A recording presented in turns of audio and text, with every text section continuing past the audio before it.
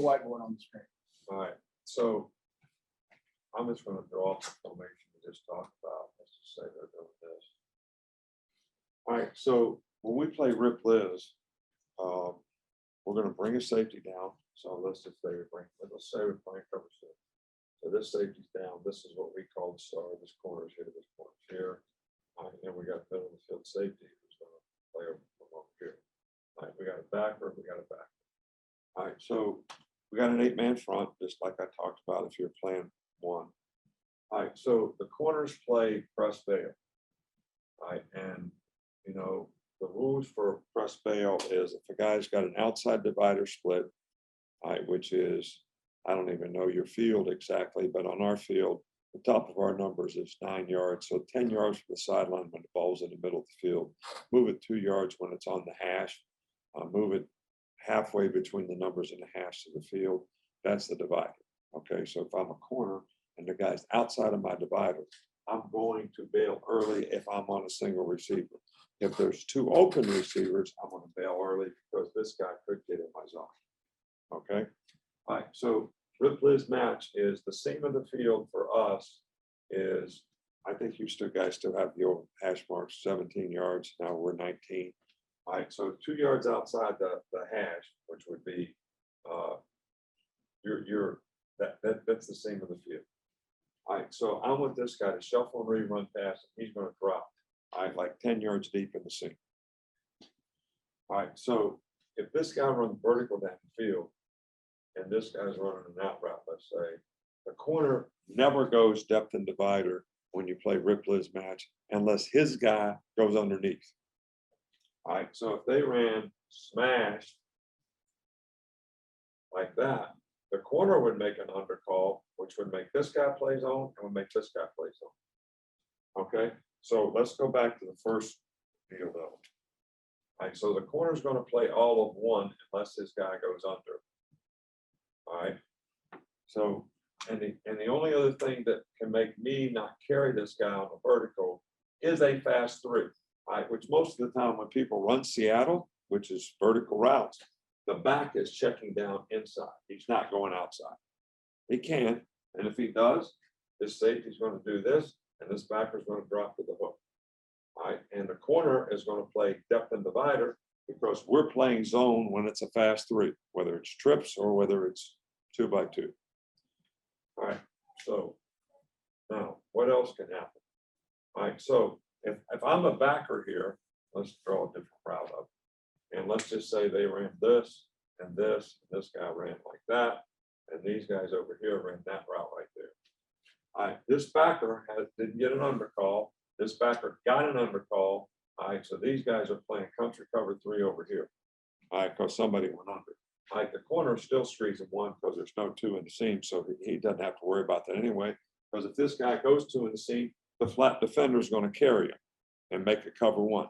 So when they go vertical, you're playing cover 1. All right, so we'll be playing cover 1 on this side. So both hook players know if I don't get an undercall, I got to take 3 through.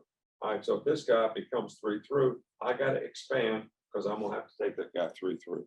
That's why we don't want to play this on the fast 3. Because if this guy goes like that, I don't want this backer running here.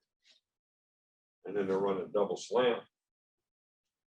So, all right, so that's the basic premise of Rip Liz match.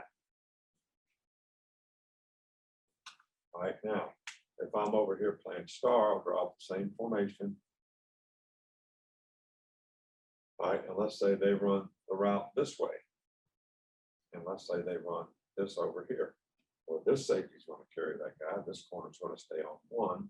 All right, this star is going to say under, play country cover 3.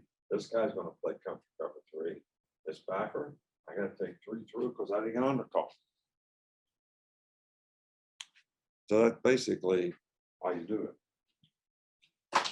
And the reason that we do it is because now if we get 2-man stacks, you can make area calls.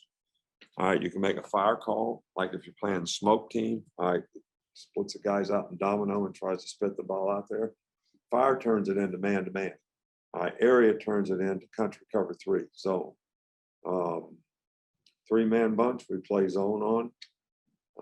however they make it with the back and a two-man stack and dose, it doesn't matter. We play zone.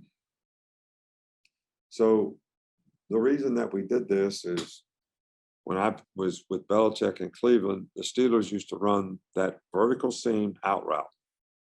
And they could run the ball. They were really good at running the ball.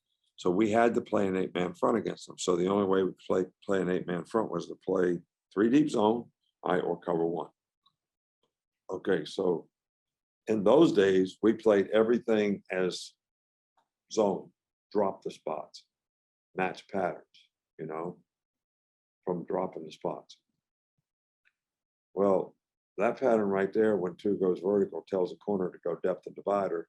The star's in here, or whoever the flat defender is, he's trying to reroute this guy and then go to the flat, because if he just runs out to the flat, they're going to throw the ball in the seam before he can get there.